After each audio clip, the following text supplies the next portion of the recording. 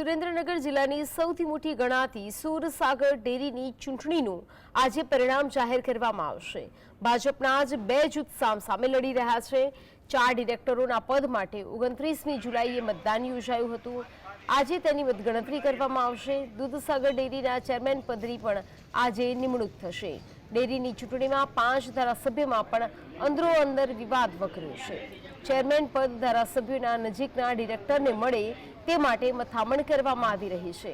કાયદો અને વ્યવસ્થા ન કથળે તે માટે સુરસાગર ડેરીમાં બંદોબસ્ત ગોઠવી દેવામાં આવ્યો છે।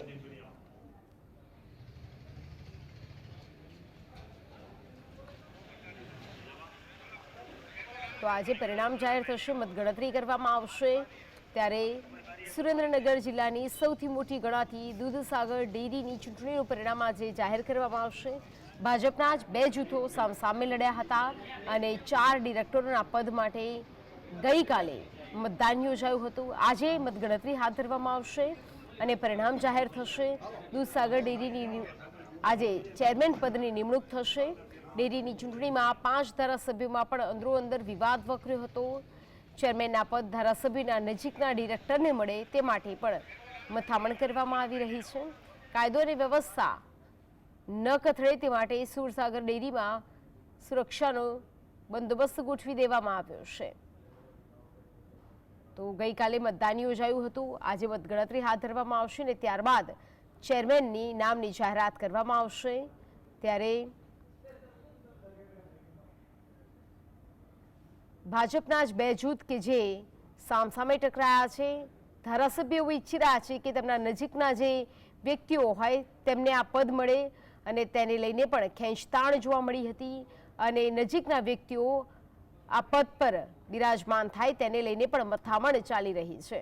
ત્યારે ભાજપમાં જ અંદરોઅંદર વિખવાદ, ધારાસભ્યોના નજીકના લોકો જ આ પદ ગ્રહણ કરે અને તેને લઈને મથામણ ચાલી રહી છે। ગઈકાલે મતદાન યોજાયું હતું અને આજે મતગણતરી હાથ ધરવામાં આવશે અને આ મતગણતરી બાદ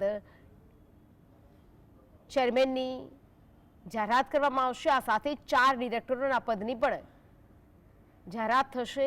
આજે ગઈકાલે જે ચૂંટણી યોજાઈ તેનું પરિણામ જાહેર કરવામાં આવશે।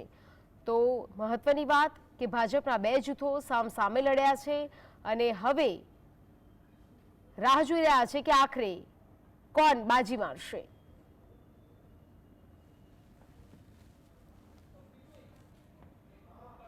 આજ મુદ્દે ફસલ લાઈવ જોડાઈ ગયા છે સુરેન્દ્રનગરથી। ફસલ, ગઈકાલે મતદાન યોજાઈ ગયું છે, ભાજપના જ બંને પક્ષો કે જે સામસામે છે અને હવે આતુરતાથી રાહ જોવાઈ રહી છે પરિણામની। જી, જો ચોક્કસથી વાત કરવામાં આવે તો સુરેન્દ્રનગરની સૌથી મોટી ડેરી એટલે સુરસાગર ડેરી ગણવામાં આવી રહી છે। ત્યારે કરોડો રૂપિયાનું ટર્નઓવર અને દૂધ ઉત્પાદન કરતી આ સુરસાગર ડેરીની 4 ડિરેક્ટરની પદ માટેની ચૂંટણી યોજવામાં આવી હતી। ગઈકાલે આ ચૂંટણી યોજવામાં આવી હતી। ઉલ્લેખનીય છે કે 298 પૈકી 297 જેટલા જે મંડળીઓના સભ્યો છે તેમના દ્વારા મતદાન કરવામાં આવ્યું હતું, પરંતુ આ ચૂંટણી એટલા માટે યોજવામાં આવી કે ભાજપના જ બે જૂથો સામસામે આવી ગયા। દર વખતે આ બિનહરીફ થતી હોય છે, પરંતુ આ વખતે ભાજપના જ બે જૂથો સામસામે આવી જતા ચૂંટણી યોજવી પડી છે અને આજે તેનું પરિણામ યોજાવા જઈ રહ્યું છે। ત્યારે 11 વાગ્યે મતગણતરી શરૂ થવાની છે। ત્યારે ઉલ્લેખનીય છે કે ચેરમેન પદ માટે ભાજપના ધારાસભ્યો પોતાના વ્યક્તિઓ માટે હાલ મથામણ શરૂ કરી દીધી છે।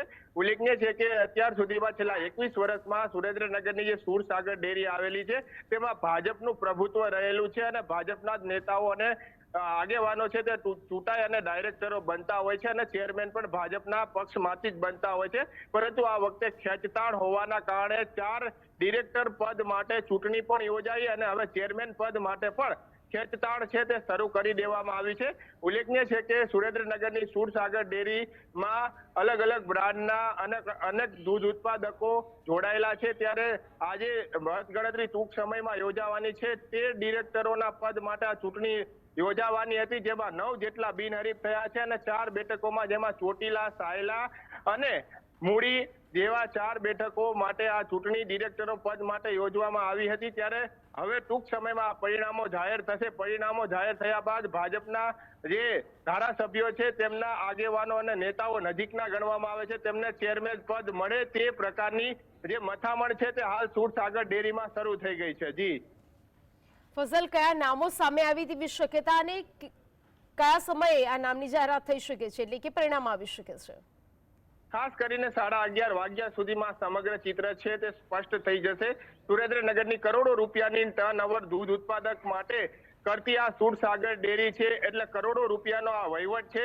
ત્યારે હવે કોના હાથમાં આ વહીવટ જશે? કયા ધારાસભ્ય, સુરેન્દ્રનગર જિલ્લાના જે 5 ધારાસભ્યો છે તે મથામણ કરી રહ્યા છે કે તેમના આગેવાનો અને નજીકના લોકોના સુરસાગર ડેરીના ચેરમેન પદ મળે અને તે કરોડો રૂપિયાનો વહીવટ કરે. પરંતુ આ સમગ્ર બાબત છે તે મત ગણતરી બાદ 11:30 વાગ્યા સુધીમાં સ્પષ્ટપણે સામે આવી જશે. ખાસ કરીને જો વાત કરવામાં આવે તો બાબાભાઈ ભરવાડ અને અલ્પેશ સંભાળ વચ્ચે આ ખરાખરીનો જંગ જામશે. બેમાંથી એકને ચેરમેન પદ મળે તેવી શક્યતાઓ હાલ વ્યક્ત કરવામાં આવી રહી છે. પરંતુ જિલ્લાના જે અન્ય 5 ધારાસભ્યો છે તે એવું ઈચ્છી રહ્યા છે કે પોતાના જે નજીકના ગણવામાં આવે તેમને ચેરમેન પદ મળે અને તે આ સુરસાગર ડેરીના ચેરમેન પદે બેસે અને કરોડો રૂપિયાનો જે દૂધનો વહીવટ છે તે કરે. જી ફઝલ, મતદાન બાદ જે મતદારો છે તેમાં કેવો ગણગણાટ, કઈ બાજુ પરિણામ આવી શકે છે? ખાસ કરીને જો આ ભાજપના જ 2 જૂથો સામે આવી ગયા છે. પ્રથમ વખત એવો બનાવ બન્યો છે કે ભાજપનો આંતરિક જૂથવાદ સુરસાગર ડેરીમાં પણ હવે સામે આવ્યો છે. કારણ કે 2 જૂથો જે ચૂંટણી લડી રહ્યા છે તે બંને જૂથો છે તે ભાજપના આગેવાનો છે અને ભાજપના જ નેતાઓ છે. એટલે જે એક તરફ ભાજપે મેન્ડેટ આપ્યા છે તે ઉમેદવારો ડિરેક્ટર પદ માટે ચૂંટણી લડી રહ્યા છે અને અન્ય જે 4 લોકો છે તે વગર જે ભાજપ સાથે જોડાયેલા છે પરંતુ વગર મેન્ડેટે ચૂંટણી લડી રહ્યા છે.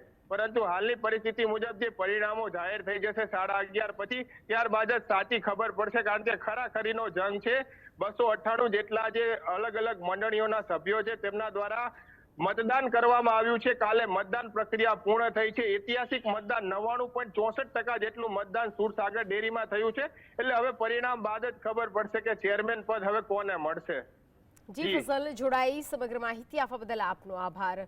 તો પરિણામ પણ એકદમ રોમાંચિત રહેવાનું છે, કારણ કે સૌથી વધુ ઐતિહાસિક મતદાન જોવા મળ્યું છે અને 11:30ની આસપાસ આ પરિણામ જાહેર થઈ જશે. એટલે કે સંપૂર્ણ જે ચિત્ર છે તે સ્પષ્ટ થઈ જશે. મેન્ડેટ જેને આપવામાં આવ્યું હતું તેને પણ ચૂંટણી લડી છે અને મતદાન કરવામાં આવ્યું છે, અને જે લોકોને મેન્ડેટ નથી આપવામાં આવી તે લોકો પણ આ ચૂંટણી લડ્યા છે. એટલે કે હવે જે ભાજપનો અંદરો-અંદર જે વિખવાદ છે તે પણ ધીરે ધીરે ચરમસીમાએ પહોંચતો હોય તેવું જોવા મળી રહ્યું છે. 11:30 વાગે ચિત્ર સ્પષ્ટ થશે અને પરિણામની જાહેરાત થઈ જશે.